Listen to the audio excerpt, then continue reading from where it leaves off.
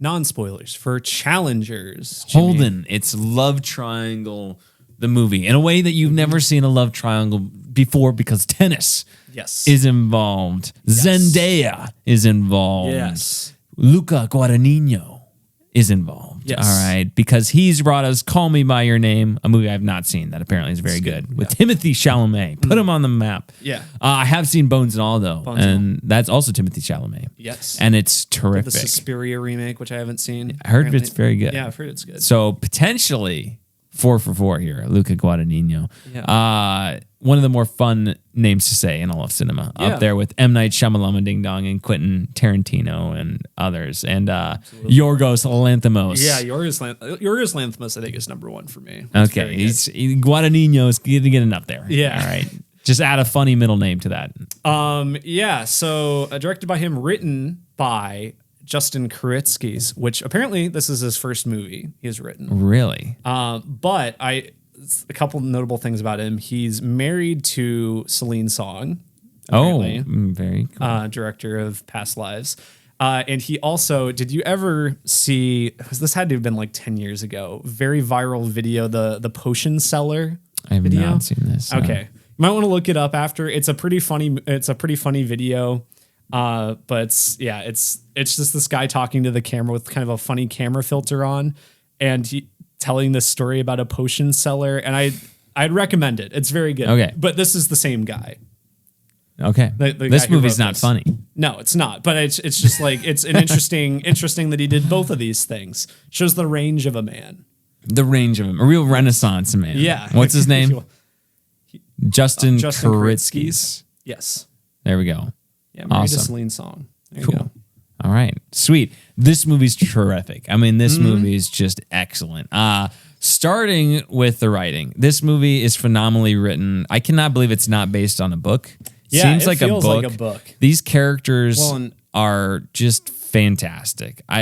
And the way that this story is told is a real credit to both Justin Kuritzkis as the writer and Luca Guadagnino as a director, because it is this wide, like, expansive story that is like, boiled down, it is a simple love triangle with tennis as like this motif that ties everything together. Yeah. But it just is all over this place because it is a Christopher Nolan dream of non-linear storytelling. Like, Christopher Nolan's watching this movie and this is like, I aspire to be this. Like, it makes him jealous. Yeah. It is incredibly well told.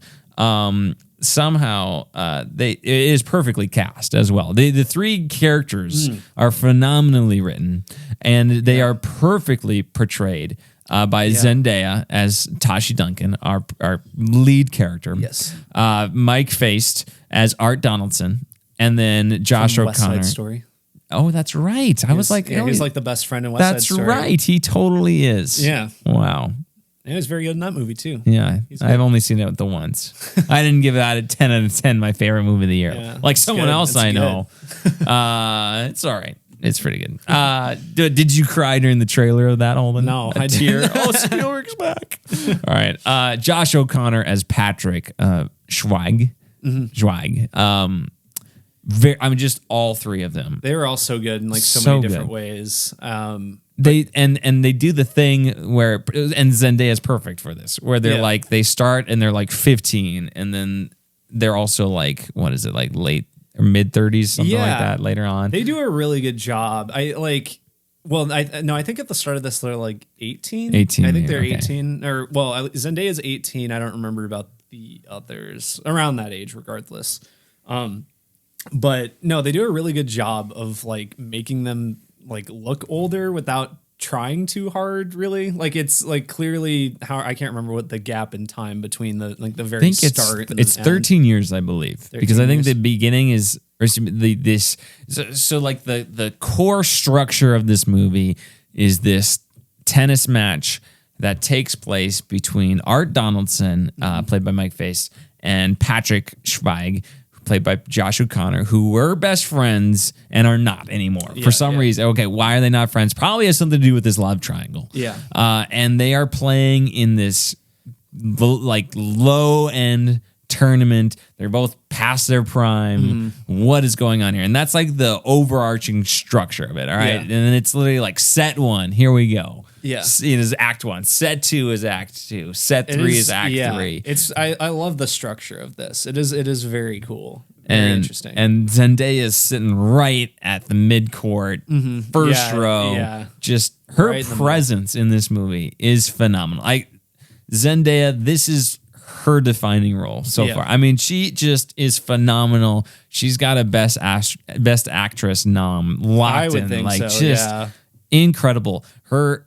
She just Tashi Duncan as a character has a huge presence. Just her charisma. It just overshadows everything. Yeah. She is just the dominant force in this movie. And Zendaya just captures that. Well, she has that aura. It's both in the movie and outside of the movie, right? Her presence in the movie is all encompassing as well. Not only like later on when they're so entangled with her, but like even when they first like become aware of her, they're like, well, I guess Art maybe doesn't know who she is at first, but like Patrick is like, she's like the biggest deal in tennis right now. She's like such a big, and then they're at this like party that's all about her and everything. Yeah, her presence is just everywhere. And and outside the movie too, in our world, it's like What's Challenge? The Zendaya tennis movie. That's what this is. It is the Zendaya tennis movie.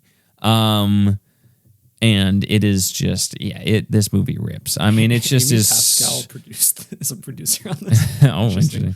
But this movie is, I mean, just phenomenal. I think each of the characters in this is so well developed, and you really get a sense of where each one is coming from, and their frustrations with each other. They're all just very flawed. Yeah. But you empathize for each one of them. Yeah. And I think that's just a testament to the writing and a testament to the performances. They feel like real people. You are invested in this friendship between Art and Patrick, the two guys, and you're kind of, how is Zendaya's character, Tashi Duncan, fitting into this, their life choices, where things end up. The choices they make down the line, you're like, oh my gosh, I don't know about the ramifications of these choices. Sometimes you're screaming at the screen, this is not a good idea. Yeah. And I think the thing that really seals the deal for this movie is the ending is phenomenal. Oh, the ending is so good. Up there for like a Whiplash. It's very similar to Whiplash's ending. But like in a way that is so satisfying. Yeah. And it just works. It's just it just works. It does. And I cannot wait to dive into why that works so well. Yeah. But it's a great movie, similar to Whiplash, that just has this beautiful, punctual exclamation point at the end that just, boom, there's the end. Right there, no falling action, no resolution. Yeah. You don't need it. That's the climax. We're done. See you later. Roll credits. Sure. Luca Guadagnino, everybody. Here we go. Just so good. So good. The nonlinear storytelling here. Again, how did they make this so seamless? How did they just jump you all over the place in a way that's not jarring at all? It's got to be the backwards baseball cap, right? I mean, one of the characters, to show that he's young, wears a backwards baseball cap in a couple scenes. Very reminiscent of Saw 3D. That's true. Yeah, but it's not like distracting. It's not it distracting. Works. I'm only pulling that up because I want to bring Saw into the conversation. Yeah. Our Saw fans will understand. If you don't know what I'm talking about, look up Saw 3D. Jigsaw flashback or something. Yes, Jigsaw hat. Baseball cap. Yeah, it'll be backwards hat. It's like a meme hilarious. At this point. Well, yeah, so this is going to be cheesy, but this movie itself is like tennis, right? It's going back and forth between time periods and everything. Intentionally so. Yeah. It's intentionally very much like tennis. You could say that about a lot of the conversations too. A lot of the way the conversations are filmed, they're very back and forth with a very like precise rhythm to them. The whole movie is tennis. The whole movie is also sex. There's the whole movie. I don't know. Well, I don't know. It's because a lot of the movie is very much about, or like one of the things they mentioned in the movie is about how intimate like tennis is, right? And there's a lot of comparisons drawn between like intimate moments like sex and tennis and everything. So I don't know I actually didn't think this movie was as steamy as I thought it was going to be. Like, I think there's this like is a very horny movie. I think it's more. I think it's just mostly in the dramatic tension of it, though. I really think like if you actually sit down and think about how often is like our actual physical intimate moments happening. It's such a small percentage of the movie. This is true. Yeah, it's more in the tension of the scenes that you feel it.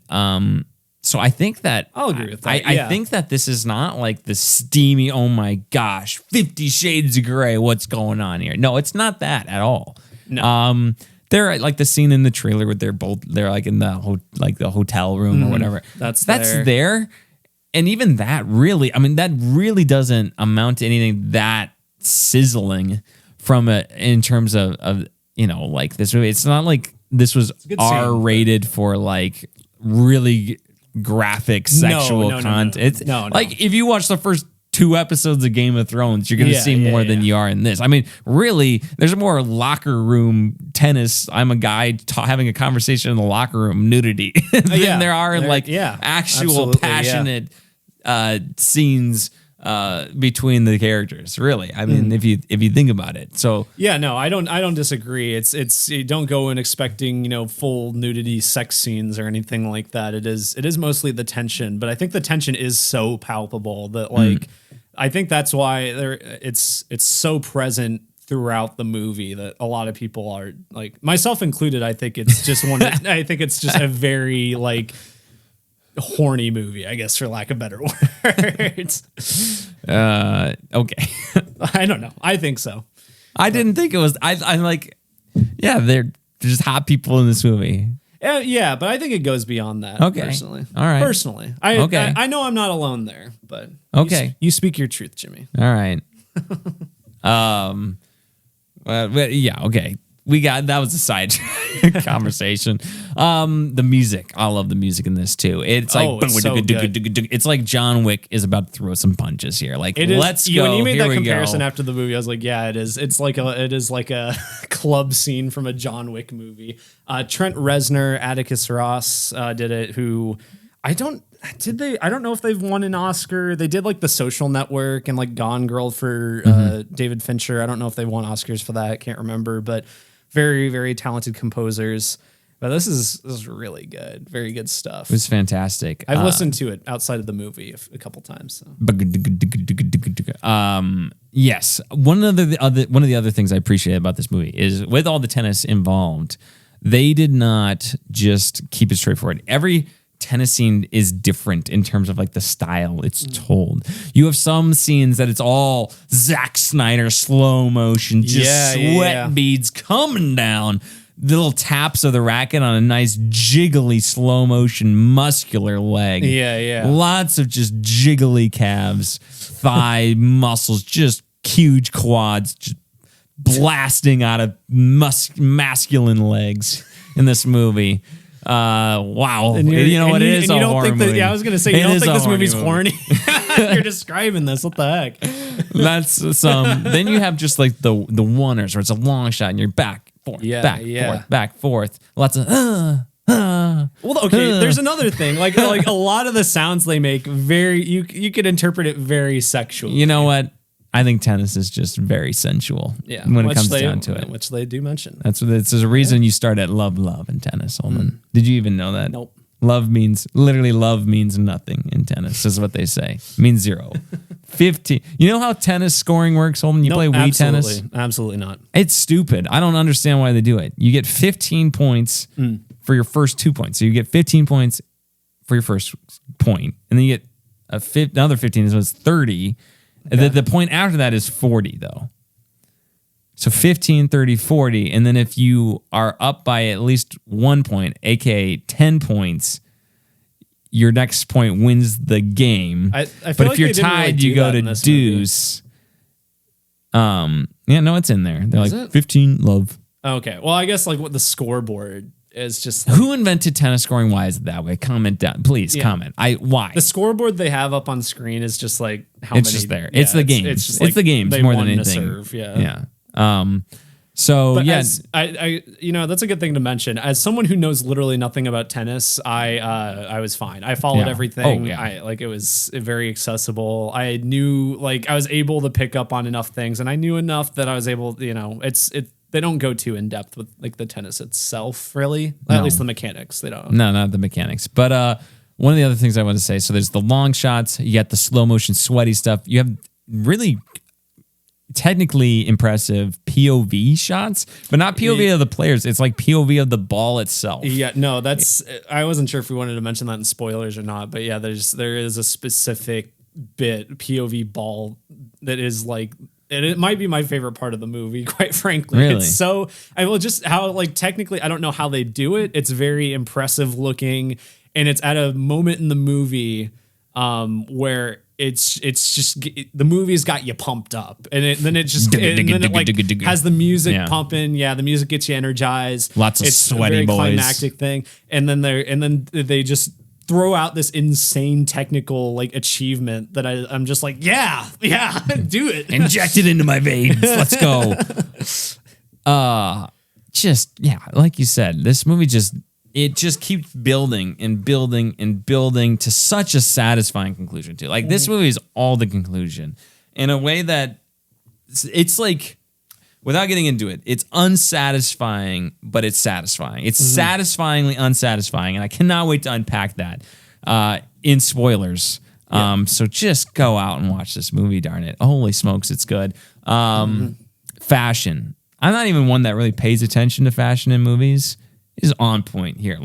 In terms of the character, in terms of I'm not talking about looking good. I'm talking about representing the characters. Sure. No, I get it. Settle down, Holden. Get him out of here. This guy. The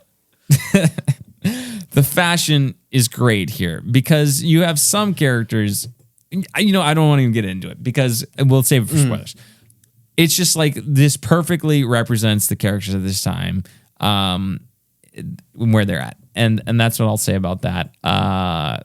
Let me just looking over my notes here, looking for non-spoiler things. Just want to make sure I got everything. I wrote down 4 notes. Let me see if any of that's non-spoiler. Yeah, your 4 notes. You had 30 for. Well, I watched. This. This was just a couple things I wrote down before. He had 30 for the Hundreds of Beavers. Check out our Hundreds of Beavers review on YouTube. But Holden, I mean, just great. It's just great. I really like this. It's very well done. It should certainly be up for Best Original Screenplay, Best Picture, Best Actress, and I would go with actor noms as well. I mean, they're all maybe great. even director for Luca Guadagnino. This movie is phenomenal. I mean, it is really good. Do you like it more than Dune Part 2? I do not like it more than Dune Part 2. I really like Dune Part 2, but this is number 2 for me in the year. Yes.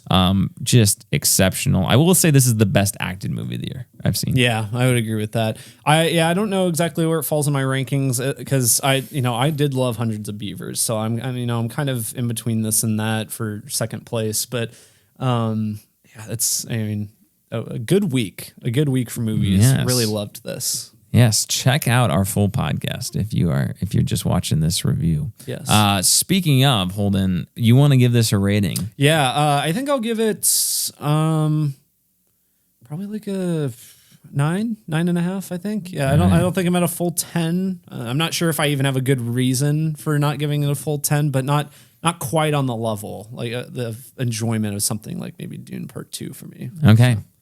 All right, sweet. With that, we're going to dive into spoilers. So if you haven't seen it, click away. Skip over this if you're listening to the full podcast. Otherwise, we're going to dive into spoilers right after this little jingle.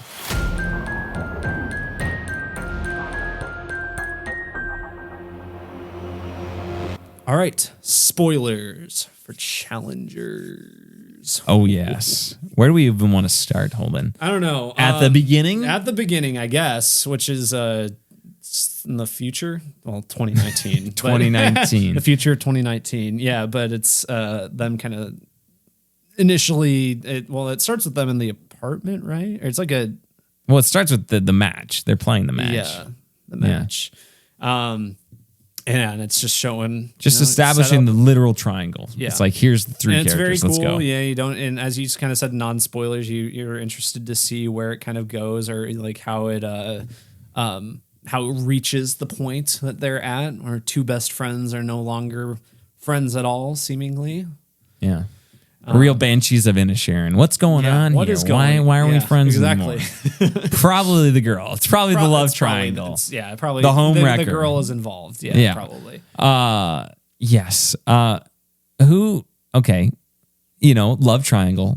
Are you team Edward or team Jacob here? Are you team Art? You team Patrick? I don't know. Well, I guess I'd probably say Art. Well, clearly, yeah, I'm like, Patrick is just such a what I like. I get the fact that Art has kind of just lost his edge completely here, and he's dull and he's boring. But just as a person, he's not flawless. But like, that's a very human. Like, he's done. He's won in the movies, won 6 Grand Slams or something. I think it is. I think I've seen some people online talk about how you kind of go back and forth on who you empathize with the most. And I think the biggest argument against Art would be him kind of turning Tashi and Patrick against each other, in college or whatever, which is probably the worst thing he does in the movie. And it's the one thing he has passion for too. Yeah. It's the one thing is he is so insecure about Tashi being with Patrick. He would be fine with it being anybody else. Yeah. And that's the one thing that gets him fired up. Yes. Which is why the ending just is phenomenal. But we'll get to that later. But yeah, no, I think Art is very easily the most empathetic character, even including Tashi. Yeah. Also considering Patrick has an affair with her, and she's got a kid, and she's married. Were they married the first time? I can't remember. So, or I don't know. I can't remember how long that. I wonder if there's a time here, but Tashi is just a force of nature, they're though. Engaged. I love the fact that they're both guys in the movie are how could someone not be infatuated with you? You are just the epitome of strong, successful, I don't give a crap about anything else. Nothing's gonna stop me. Mm-hmm. I just sheer will. Here I go. And it's just makes it all the more tragic of her injury. I mean, the level of dread that I felt the whole first half of this movie, just waiting and anticipating that knee just shattering. Oh yeah. Or oh my gosh. Yeah, oof. One thing we haven't talked about either, that was a great moment because she does have several matches before it happens, and just every time I'm I don't want it to happen. I don't want it to happen. I don't know. I know literally nothing about tennis, but all of the tennis matches in this look very good. The actors look like they put in a lot of time practicing and learning stuff, and they look realistic, at least to a novice. I don't know if they looked. I don't watch a ton of tennis. I like playing tennis more. Mm-hmm. Boy, this movie made me want to play tennis. It really did. Just just turn on the soundtrack. Yeah. Hit. Yeah, come on. Smash a racket on the ground. Yeah. But yeah, no, that injury was just gruesome. Ooh. One of the things I want to talk about is the sound design.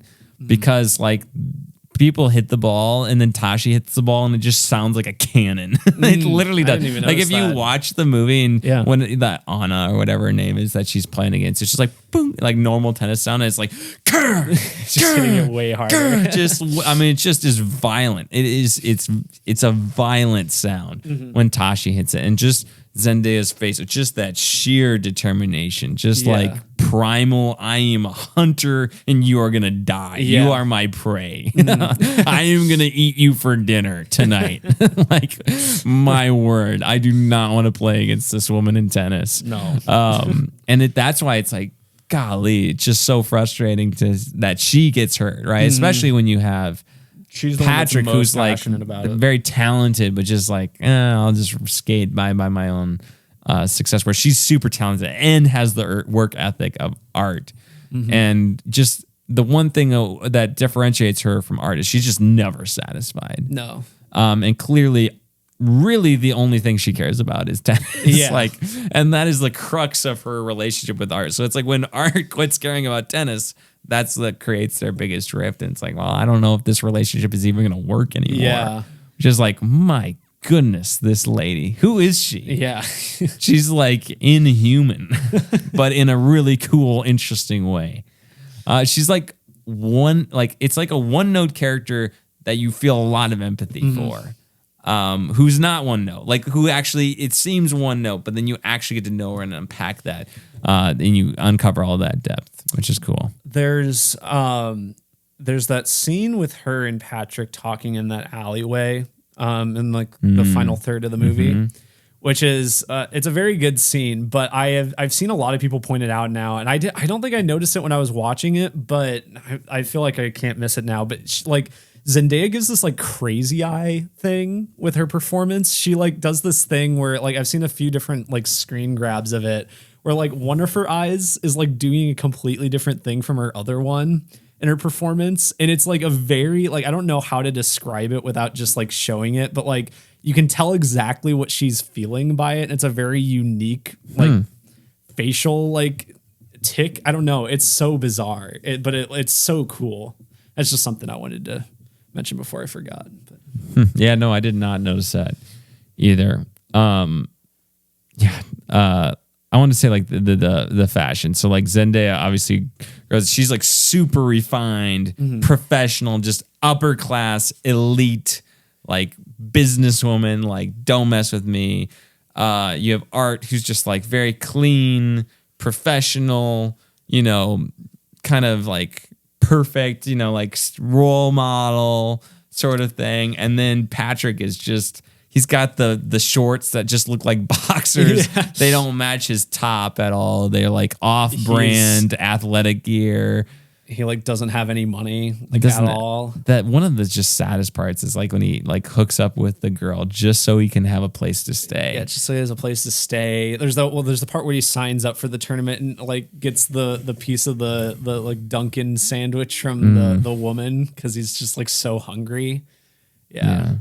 And like you could lose today on purpose to get the $400. And I think that stuff is what really makes him empathetic in some cases, even though he does some bad things. But I think that's kind of where that falls in. And really, because it's not like he really caused his relationship to end with Art. No, either. I mean, he does have the affairs later on, like that's on him.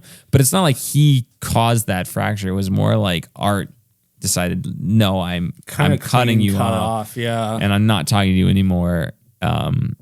And I'm basically like, I'm gonna be with Tashi and gonna be protective and weird about this. There's a whole theme throughout about their relationship and how close are they between Art and Patrick. There's a lot of hints that it's a lot closer than just best friends, or at least Patrick thinks that way in some regards. I mean, there's the famous scene from the trailer, which is the scene that everyone's calling the Zendaya threesome scene or whatever. Yeah, sure. Which, if you just see it in the trailer, you might think is going one way, but it kind of ends with just those two like making out for an extended period of time.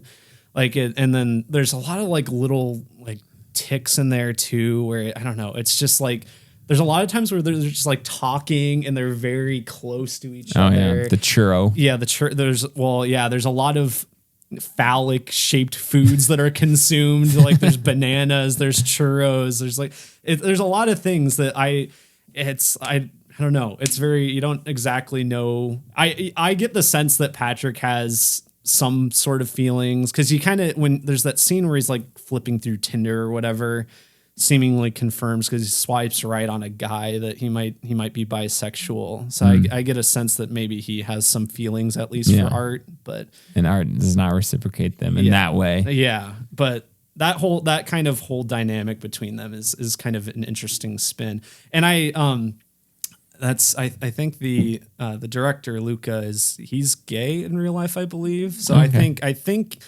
that's portrayed. I mean, as someone who isn't gay himself, but it seems pretty well done, I think, and pretty subtle in a way that I guess maybe someone with lived experience could portray. So. They're just really, really good all around with the cast and the time jumps and making it feel seamless. Like they really do feel like they're in their 30s. And in the 2019 stuff, and they really do feel like they're 18 or like 26 or 23 or whatever. They like you really do feel those stages of their life, and that they are developed people over time, and this is the passage of time, even though it is non-linear. Like that's the crazy thing, is they accomplish this in a non-linear story format. And it progresses towards that ending. Do you want to talk about anything before we talk about that ending? I did want to mention that another thing that was pointed out when reading stuff online was that Tashi's kid could be Patrick's. Certainly, yeah. Because I didn't like pick up on like the time gap there, but like when they first had that affair, it was 8 years ago, and like the kid is 8 years old, I think. Okay, yeah. So that's just an interesting detail. They never get into that. That's just something you really have to like just notice, I guess. But the other thing I wanted to mention, because we were talking about like all the interesting ways they filmed the tennis scenes, the one we didn't mention was when it's like from below. You remember that? I don't remember that one. Oh yeah, it's like I assume, I don't know exactly how they did it. I assume they had to have built like a clear glass thing, yeah. But yeah, it's like from below and you see it all. It's a crazy shot. I don't even remember that one. Yeah. That is cool. But other than that, yeah, we can probably get to the ending. Well, I did want to. Do you think they have the "I love you, I know" line in there? Mm-hmm. Do you think they've seen Star Wars? Like, I don't know. That's like very famous Empire Strikes Back line. And it's kind of weird to have it in this movie. It almost comes off as like, I didn't know that, like, oh, that's a good line. And they didn't realize that it was in one of the most popular movies of all time. I mean, I'm sure they've seen Star Wars, but like, I don't know if it was like fully intentional. It is just a good line. It's such a good line for portraying that specific relationship. And so I don't know, but you're right. It is just kind of a weird little reference. Yeah. Yeah. Very odd. Let's talk about the ending. I mean, just a Chekhov's gun that you don't realize is a Chekhov's gun until it's right about to happen. Mm-hmm. And that's the best version of that. That's the greatest version of that trope, with the whole tick. The signal that, hey, last night I was intimate with Tashi Duncan. Yes. The Dunkanator, as they call her. Yeah. Yeah, because it's earlier in the movie when they're like talking about like Patrick's trying to be subtle. Like, Patrick's my man doesn't kiss and tell or whatever. I was like, all right, well, if you had sex with her, you don't have to say anything, just do this. That was so good. Yeah. And as you said, like once you know it's going to happen, it's like, oh yeah, very satisfying. And you're just waiting. They really drag out that moment too, like building up. It's like Luca really wanted, I want the audience to know this is coming. Yeah. Cause I didn't put it together until like 2 or 3 minutes before it happened. I was like, oh, this is going to happen. And I think everybody in that theater sometime in, the 10 to 15 minutes kind of leading up to that, if not the final 60 seconds, realize, oh my gosh, this is about to, and then what is that going to, what is, that is going to set art off, and how is that going to impact everything? And like you said, very, very reminiscent to Whiplash. And I don't want to spoil Whiplash's ending, but it's basically this idea of like someone pulling this perfect string at the perfect time in a way that could either completely unravel everything, or it could fix everything in the most weird, satisfying way possible. And it just lights the fire that was missing in Art Donaldson, and just is like, let's go. And they have that incredible tense volley.